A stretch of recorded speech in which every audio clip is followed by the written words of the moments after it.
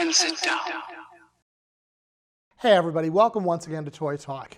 I hope everybody's been getting out there enjoying some of this early spring weather. I know I have, but as I'm back in the studio, I was thinking about a certain topic this month, and a friend made a statement to me a few years ago that really hit me at the time and stuck in my head. And what he said was, you know, good things and bad things happen to us every day, but we have a tendency to focus on the bad things or to only think about the bad things. And as he said that, I went, oh, that can't be true. But then as I started to think about it more, I realized, you know, we do, or I do even, have a tendency to think on the negative things that happen in life more so than the positive. And I was just like, this can't be accurate, but apparently it does seem to be. Why is it that we have a tendency to focus on the bad things that happen more so than the good things that happen in life? I mean, it just seems like somehow like we're hardwired in this way, that when something bad happens, it seems to impact us more than when something good happens. Now, I'm talking about on smaller scales. Of course, if something large that impacts our lives in a good way happens, we think about it quite a bit, the same as we would something negative. But in the day-to-day, the little simple things that are happening, it seems like the little negative things that happen tend to bother us more than the large things. And you know, I started thinking about this more and started even doing some research on it, and I learned that there is a psychiatric term, and that's called negative bias or positive-negative asymmetry. And what negative bias or positive-negative asymmetry actually teaches us is that our brain is actually hardwired in a way that negative thoughts or negative situations actually impact our brain in a more significant way than positive things. So when something negative happens, it has a tendency to get in our brain and stick there more so than positive things. Now, I don't understand why this is, but it is an actual scientific medical fact. So what does this mean to us? Does this mean that just no matter what happens in life, good or bad, we're always going to focus on those little negative things? I mean, because you think about a day at work, and you may have had an excellent day, everything went right, maybe you made a lot of sales, you made some connections, things went really well, but one person said something that irritated you, that rubbed you the wrong way. What happens? You go home and you're thinking about that one situation that bothered you rather than all the positive ones. And who wants to live like that? I sure don't, and I don't think anybody else out there wants to. So what do we do, since this is a scientific medical fact? How can we change it? Are we just stuck living this way? No, I don't believe we are. Now, if you remember back to one of the earlier episodes of Toy Talk when we went to the movies with Shane Sanford, who I'd love to have on the show again, by the way, Shane, we need you back in here. But I mentioned in the intro of that show, I compared life to a garden.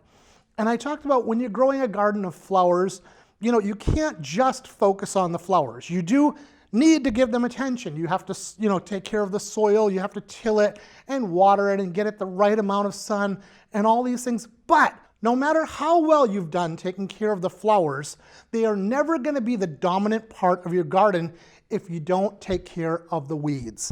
Now, of course, the flowers are the positive things when we're comparing it to life, and the weeds are the negative things. And what I said, and what I'm saying again, is you need to focus on the weeds as well. You have to take care of them. You have to pull them out. If you don't take care of the weeds, what ends up happening is they overpower the flowers. In other words, the negative will overpower the positive unless you take care of the negative. So accept it. It does exist. There are negative things, but as you're focusing on the positive, as in focusing on the flowers, as you're taking care of the positive things, giving attention to the positive things, in time, the positive will overcome the negative. I mean, a great way to do this in life would be sit down at the end of the day, take a journal, write on your computer nowadays, maybe on a notebook, whatever it is. Think about all the positive things that have happened, and you can think of the negative if you want to, but focus on the positive. What is a list of positive things that have happened today? Now, if you were to write both, you're going to see most days that more positive things happened than negative things. If you just list the positive, hey, even more focus on the positive. It's up to you how you want to do that, but I encourage you, take time to focus on the positive. Now, You may be saying, not a lot of positive things do happen every day, or even that not a lot of negative things do. The bottom line is both do happen. It's just all in a matter of how we think about things. Now, think of it this way. Every time you cross a street and make it successfully across, that's a positive thing. Now, you don't stop and think about that. It's just something you do several times a week, maybe several times a day, and crossing the street is just something you do. It's just an everyday, natural thing. But why is that positive? You know what? If you did not make it across that street, it'd be incredibly negative. If you got hit by a car, you might end up paralyzed, you could be killed. And if something negative happened, you would definitely focus on that. So why not focus on it in the positive? Now, you might be saying it's a much more of an impact if the negative happened, and that might be true, but you also have to realize that every single time you make it across the street in that one simple act, everything else in your life came about indirectly as a result of that. If you hadn't made it across that street, you may not have met the person you fell in love with and married. You may not have ended up having your family. You may not have gotten that job you wanted or accomplished whatever it is you wanted to accomplish. So every time even something little positive happens in life, that can be a big deal if you start to focus on it. And as you focus on the positive over the negative, you'll start to notice that your mind will change and you will start to notice the positive things more so than the negative. So I encourage you to do that. So let's get to commercial and we'll be back in just a few minutes with our Toy of the Week. Max Steel's Robo Force! Hunter the Conqueror is about to attack Max Steel the Leader! Wrecker the Demolisher to the rescue! Ideal's new Robo Force. Warrior robots with gripper bases and crusher arms, each sold separately. Hundred's escaping! Okay in there? Okay, Dad! But we won't be safe till we're rid of Hundred. Hundred the Conqueror, Max Steel the Leader, Wrecker the Demolisher, each sold separately. New from Ideal's Robo Force. It's time once again for another Toy of the Week. Now, later in this episode, we're going to talk a little bit about wind-up toys. And for me, wind-up toys and pull strings, I always have a tendency to link these two together because they kind of went non-existent or stopped being made around the same time of each other. Now, I personally have a real weakness for pull string toys. I've probably got about, I'm guessing a couple dozen in my collection, but today I brought in a couple of my favorites and want to share the stories behind them. Now, the first is the J.J. Evans toy string from Good Times, not one you see very often, nice rag doll. Now, the reason this one is significant to me is I've shared the story before on Toy Talk about how I was going through a rough time. I wandered into the Salem Toy Museum, and that's where I met Frank Sarcha, who was on our Halloween episode. Well, as I was going through the toy museum, and there's just literally thousands, if not tens of thousands of toys, for some reason my attention just kept continually going back to this J.J. Evans rag doll. I don't even know why, but it just had my attention. As a matter of fact, when the toy museum went out of business, I actually had contacted Frank and tried to buy his, which he was not willing to part with. But in time, I did get JJ, and he's become one of my favorites. And I'm just going to go ahead and pull a string a little bit, get a little reading on JJ. It's always right with Kid Dynamite! And of course, Kid Dynamite. Good Times was such a great show. And the other one has a little bit more significant meaning. This is obviously the Mork from Ork doll with Robin Williams. Now, this is a toy that I wanted to add into my collection for quite a long time, for probably over 2 years. And I have a tendency, I want to find toys. For me, is as much about the hunt as it is about getting the toys. I like going out to flea markets and thrift stores, and I enjoy looking around for these things and finding deals, honestly. Well, again, I'd been looking for this for about 2 years when I finally broke down and decided I was going to buy it on eBay because I just wasn't finding it. And something just told me, I need to have this. I want this in my collection. So I went on eBay. Now, normally I do find deals and stuff, but there are toys that I end up shelling out a little more for, and I did that with the Mork from Ork doll.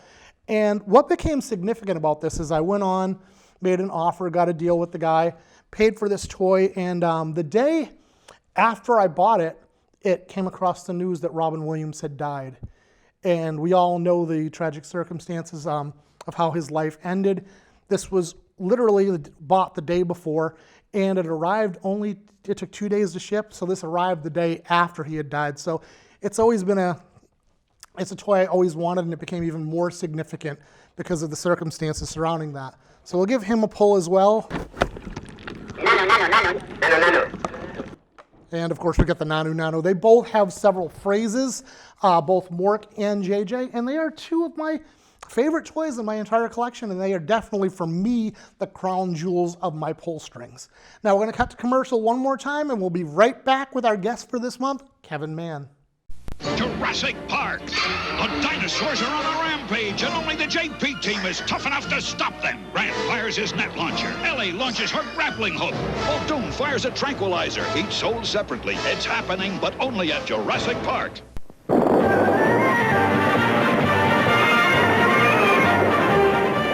It's a stampede. They're in trouble. Will they escape? It's up to you with The Best of the West by Martz. Rush Captain Maddox to the rescue, along with General Custer. Who started it?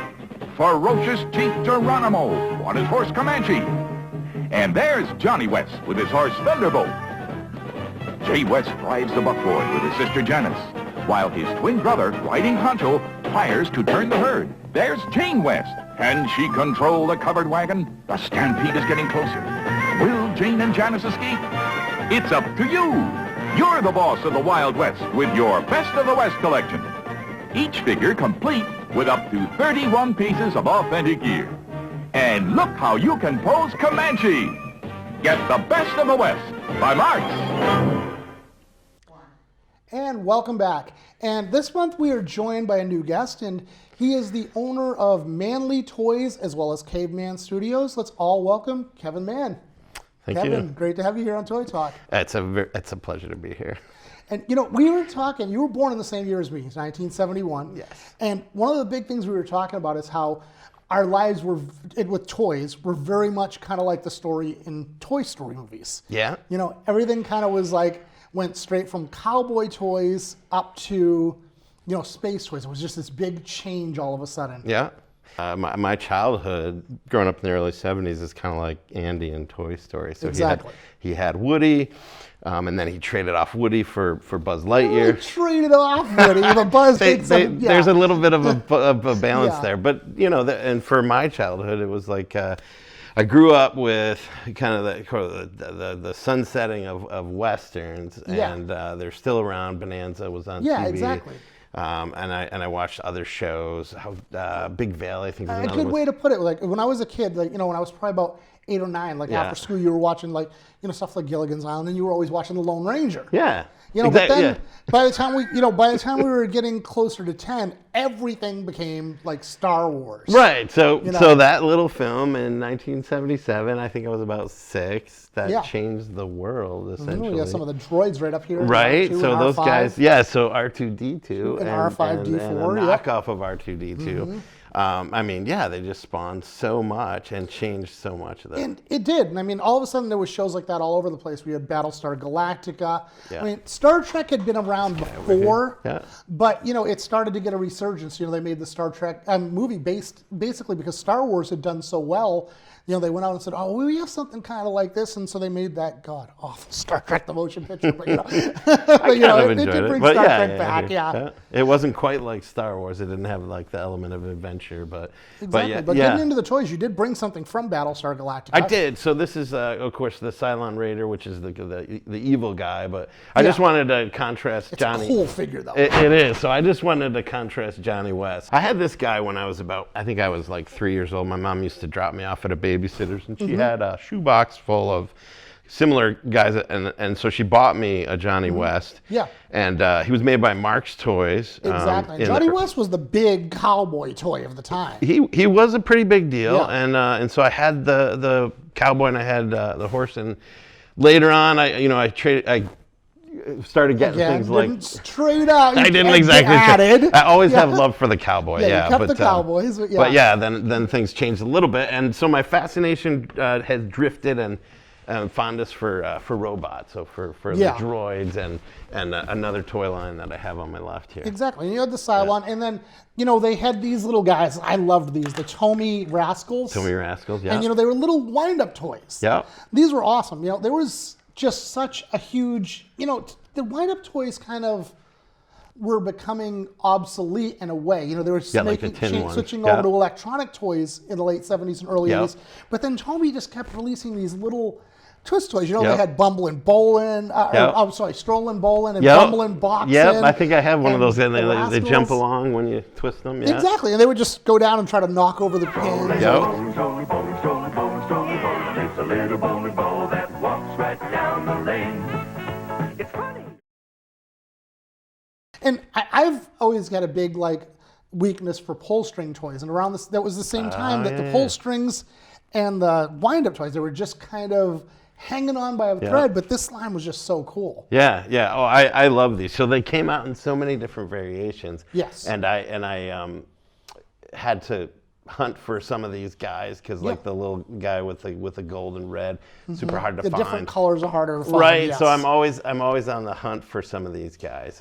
Well, and you brought this one that was packaged, and actually this is the one I remember having as a kid. I remember the blue top with the orange. What's the retail price on that? And oh gosh, the retail price was 75 cents. 75 cents. That's a bargain. And it's really cool too because this one says, I don't even know, Coquins or Coquins. It was the French-Canadian version. French, yeah, exactly. It came over from Canada. Has the bilingual on it. So. But these are so cool. And a lot of people say they were supposed to be like a version of Robbie the Robot, a smaller version. Because the we were arms talking are going about this. They reminded me. You said they reminded you more of R2-D2, and that's what it did for me as well. Yeah.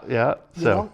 And just at that time, just so much was coming on in regard to robots, and there was another line that you started bringing some stuff in for. Yeah, so this is a fun, real obscure line when it comes to toy collecting and the popularity of toys. So this came out, Robo Force came out in 1984. It was made by Ideal Corporation, which their biggest hit was the Rubik's Cube prior to that. So they wanted to get into the action figure game. Star Wars was big prior to that, and then you had G.I. Joe, the little G.I. Joe, and Transformers, and He-Man, Masters of the Universe. So they tried to get into the game because these companies were making millions of dollars. So they made this line. They had big plans for it. So they made a telephone. I mean, I don't know how many other toy lines had telephones. They made. It was little Garfield and Snoopy and stuff. Yeah. So they had. They made books. They made and they made the actual toys. So there were about 10 of these guys. This is Max Steel. He was the main character. He's the main character. And then they had villains and they had good guys. And then Max has this little feature where when you push this, there's like a valve, a little plunger thing in the back. You push it and his arms come together. And then he has a suction cup on the back that you can stick them to the ceiling. I think the ad shows that. Those for the ceiling. That makes sense. Or whatever, the window, wherever you wanted to stick them. But he actually came in a perfect size. So like a Star Wars figure would be smaller than him. He-Man would be bigger than him. Didn't matter. You can kind of use your imagination. Cool. And I like, I never really thought about it on the suction thing, but that was right about the time when all those suction things for cars were the big deal. The whole baby on board and the Garfield sticking his hand up and everything. So, I mean, I'm sure a lot of kids were driving around with their Max Steel stuck on the side of the car window. Suction technology. Going down the road, So, exactly. And there's just so many lines we could talk about. Space 1999. One of my favorites. Everything shifted. Cowboys, like I said, it was like, one day you were watching Cowboys, and the next day everything went from the old west to the past to the future, to the just sci-fi everything. So for me, it's people say, well, what's your favorite toy line? Well, I don't have one. I love them all. Yeah. So for me, it's the 2001: A Space Odyssey, the beginning of the dawn of man to the end of time. So I marry the two with dinosaurs and robots. So those tend to be the core of the things that I collect. Exactly. So robots, obviously, but then I collect like Dino Riders. And we're going to get into some dinosaur toys you have in a few minutes. But first, I also wanted to mention, we said you were from Manly Toys, and that's first of all, you have a Facebook group that I know. I do. Following. Vintage Toys New England is the name of the group. Yeah. And then we actually do a show a couple times a year. Actually, we've done 3. We're going to do a 4th next month. If this airs in March. Where exactly are the shows? So we actually do the Toy Fest. Toy Fest 4 will be the next one. We do them at the main mall in South Portland, Maine. South Portland. Yep. Okay. So the best part about the show. Oh, I'm sorry. I just got to say, I saw your post about Toy Fest, but I didn't realize you were hosting it. I thought it was something you were going to. I'm one of the vendors, and I actually sell toys there. But I like to say that I deal in memories. So I cannot tell you how many people will come up. Number one, they don't buy anything. That's okay. They come up and they love the display of toys. Yeah, they just want to see all the stuff that's there. Joy, like your show. Yep. And then the people who do buy, a lot of times they see an item they weren't really planning on seeing, and so they they're ecstatic. I know for me, and I think it's for a lot of people that go to these different conventions and different stuff, the things that really catch your eye is either toys you had, toys you wanted, or something that was related to a movie or a TV show that you loved. You know, it's just, I totally agree. Now, we're going to go into the dinosaurs in a few minutes. Like we said, you go from the dinosaurs to the robots. Yep. But in addition to the toys, you also do a lot of artwork. I do. Can you tell us a little bit about that? So I have an art background. I studied art. I got a Master of Fine Arts in printmaking in the late 90s, and then taught for a little while. Moved into sales, but I've kept a kind of a thread of creativity throughout everything I've done. I continue to work out of sketchbooks. This is one of my sketchbooks. It happens to say toys on the front. I did that a number of years ago. But I do robots. I like to leave drawings when I travel for housekeeping. Different place. Oh, housekeeping. Yeah, so that somebody might get a surprise with an original piece of art. And now for that, you go by under the title of Caveman Studios? Yeah, Caveman with two N's. It's in a K, so it's K-A-V-E-M-A-N-N. That's correct, yeah. Yeah, so. It's the Kevin Mann, the M-A-N-N. Yep, it's kind of a euphemism for my name, yeah. But let's take a look at a little bit of your artwork. Okay, sure. So, just a few sketches here. I'll maybe make a comment on them. This is actually a robot that I designed in memory of my father. He passed away from Alzheimer's. Yeah. There's some elements of it that have to do with him. The robot standing on a stack of newspapers. He delivered newspapers as a kid. It's holding a crate of peaches. He came from Georgia, which we all know. A lot of peaches, and he loved cars. He owned a Corvette, 61 Corvette.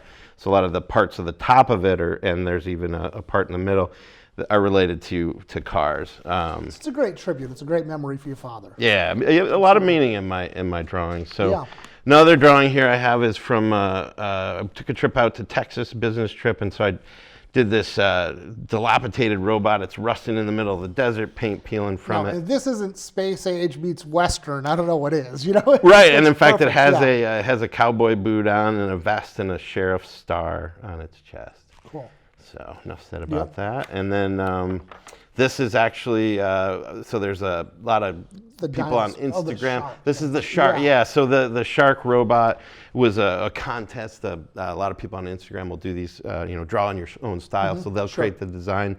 You do your own version of it. So I did, I did the shark kind of with barnacles on it, sitting on legs. So it's like, kind of like Sharknado or something like that. And you brought another big one that we got kind of just this is so I do scale up. I do larger pieces. I've got some mural size stuff I've done in the past, but this is like a colored pencil watercolor piece of a robot. Actually, it was another one of those Instagram inspirations. Oh, okay. Done in my own style, so with kind of optic light tentacles and some liquid coming out of a glass dome head with an iron collar. So yeah, I put a lot of work into my drawings and a lot of hidden stuff often in the background. Okay. Yeah. Excellent. But that lead us into, we said we were going to be getting into dinosaurs, but there's a reason we wanted to go into the artwork first well, let's pull it up first. You brought in some Jurassic Park toys. Let's take a look at those first. Okay, so back here. Explain the tie to the artwork. If she stands up and cooperates, this was Kenner Toys made the Thrasher T-Rex after the first movie of Jurassic Park. And then they, as companies do, they kind of try to keep that line going and have it survive. And remember, they always had to have the JP mark because the commercials would always declare. So this one right here is and this was the Thrasher. Thrasher T-Rex, same as this. Yep. They repainted it. It's called a repaint, and it's the same mold. Oh, okay. I didn't realize that. Yeah, okay. then they redesigned the box for a new toy line. So this is called Chaos Effects. So the idea was Chaos Effects. That's what I was trying to think of when I said exactly. Yeah. So it combines DNA from the T-Rex to make more of a hybrid dinosaur with which is actually the theme of the Jurassic World movie. Well, in the Jurassic Park, Jurassic World movies, we could just set it down. Yeah. But they've been so popular. But there's other aspects of it that we don't all know about that aren't quite as public, and I wanted to talk a little bit about that. So the reason this line exists was because there was a planned cartoon. They were supposed to air a cartoon. A lot of toys in the 80s that had cartoons to go with them. There was an artist by the name of William Stout. He did some of the work on Michael Jackson's Thriller. Yes. He was involved with Indiana Jones. All kinds of Yeah, stuff. a lot. There's an old cartoon from the 70s called Wizards. So he was a guy who did a lot of stage design, set Yeah, design. he did a lot of the artwork, and Yep. this was supposed to be. It wasn't going to be for kids. This was it was going to be more of an adult cartoon. They said it was going to be pretty gory. You know, it wasn't going to tone down on the people getting chewed up and things. There would have been blood and guts. Which but could be the reason why Steven Spielberg said, no way, we're not doing this. it might have been, and that's exactly what happened. This was a big plan. I mean, the artwork came out recently, Yeah. and I'm going to see if we can pull up some pictures to show of like the artwork. It was mostly the characters from the movies, Yeah. but they had this ready and good to go, and Spielberg basically stepped up and said, no, it's not happening. Yeah, and I think another part of it too was too much marketing. There was just Well, too that's much the going reason on. I've Yep. always heard is he Yep. just felt the movie was so over-marketed, over-publicized. There was, toy lines and posters and everything Yep. was just that he just didn't want anything else. He didn't want more focus off of the movies themselves. Right, but when it comes to collectors, we love that kind of stuff. We fill Exactly. our- Well, that's the our thing. I mean, you studios look at with- Star Wars, they try to put out as many toys as possible. And even, when you get into certain bands like Kiss or certain, they want all Yep. the merchandising. But if you think about it over the years, Spielberg's films have not had a lot of merchandising behind them. Even big hits like E.T. that were geared to kids, Yeah. they didn't have a lot of merchandise that That went is with true. E.T. Yeah. That is, I think when he saw this oversaturation for Jurassic Park, he just said, that's it. I've had enough. No more. Yeah. Why aren't there any action figures of Close Encounters of the Third Kind? Nothing at all. It was right around the time of Star Wars. Yeah, that's true. I didn't even think about Yeah. that. It's great to just take a look at the different times from all the way from back to the Stone Age, to the Westerns, to the future. It just covers kind of not only all of known history, but going into the future a Exactly. bit. And just it's great to just talk about these. It's such incredible toy lines. Oh, I Just love lots it. of fun. Yeah, I love it. Well, Kevin, Can't it's get enough been of it. great having you on the show, man. Well, thanks for having me. We'll have to talk again sometime. And thanks for being here, bro. You're welcome. All right. My pleasure. And we'll see you all again next time here on Toy Talk.